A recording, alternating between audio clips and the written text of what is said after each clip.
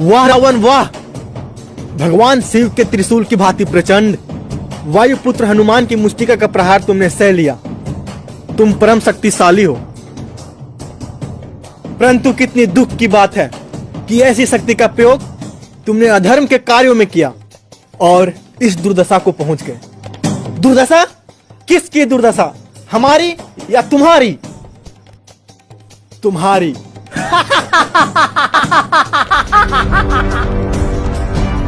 एक वन भटकते हुए वनवासी को सूर्य लंका के सिंहासन पे बैठे हुए तीनों विजयी लंकेश के वैभव में दुर्दशा दिखाई दे रही है। राम, तुम अपनी वाक पटुता के जादू से इन अज्ञानी वानरों को भरमा सकते हो, रावण को नहीं। भक्त और ज्ञानी में यही अंतर होता है। भक्त अनपढ़ हो, मूर्ख हो, परंतु हृदय का सच्चा और मन का सरल होता है। परंतु ज्ञानी तुम जैसा दुष्ट भी हो सकता है। जिसके हृदय में अधर्म और कपट होता है, उसकी अवस्था तुम्हारे जैसी होती है। तुम्हारा अंत आ चुका है। तुम्हारे पाप कर्मों के विष ने तुम्हारे मन की शांति को जला दिया है और तुम उस अशांति की तड़प, पाप के विषैले कांटे की चुभन को छिपाने के लिए ऊंची आवाज में बड़ी बड़ी डीके मार रहे हो, जिन्हें तुम्हारा अपना मन भी नहीं मानता। रावण, इसी अवस्था का नाम दुर्दशा है।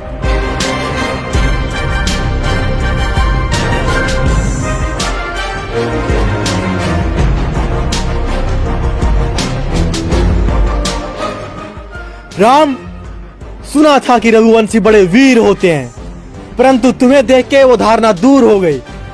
तुम तो किसी राजा के दरबार में बिरदावनी सुनाने वाले भांडव और पंडितों की भांति कोई उपदेशक लगते हो। अरे, जो वीर होते हैं वो धनुष बाण से बात करते हैं, जबान से नहीं। और ये कंधे पर जो धनुष रखा हुआ है ना, वो कोई शोभा की वस्तु नहीं होती, उससे तीर चलाए जाते हैं, ऐसे।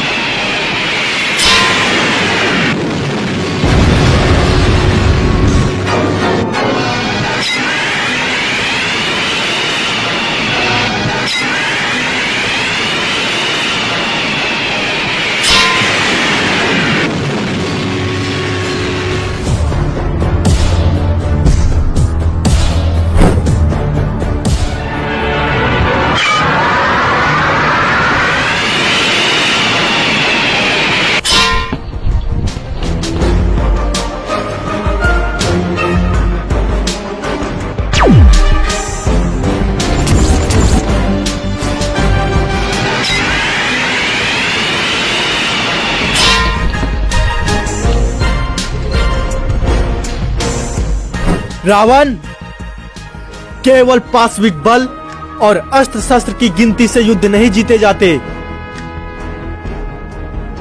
युद्ध जीतने के लिए धर्म और आध्यात्मिक शक्ति परम आवश्यक है। तुमने लक्ष्मण से कहा था कि तुम्हारे यहाँ कोई नीति, कोई धर्म नहीं होता।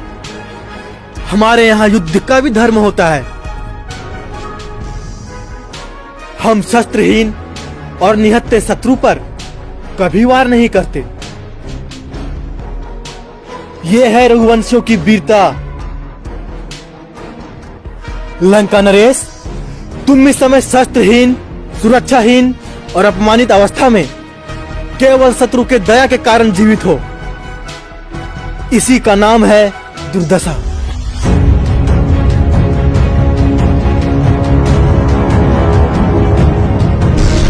धर्म के मर्यादा भंग करने वाले पापी, तेरे समस्त पापों का दंड आज तुझे अवश्य मिलेगा। दंड देने का काम राजा का है, किसी भिखारी का नहीं। पहले प्रथम दंड, ये ले तेरा दंड।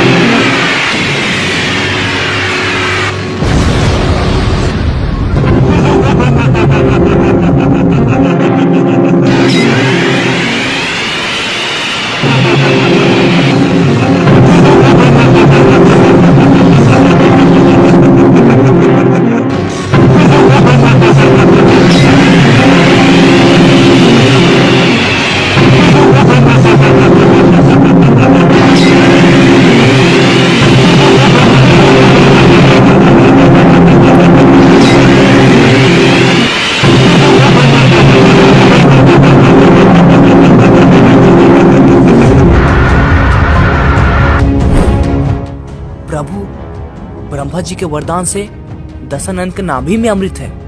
उंडलाकृति से युक्त अमृत तत्व का मूल है वो। उसके प्रभाव से एक शिष्य करते ही दूसरा शिष्य उत्पन्न हो जाता है। प्रभु, आप पहले अग्नि शस्त्र का उपयोग करके नाभि विवर के मूल का अमृत सुखा दीजिए, तभी उसका अंत हो पाएगा।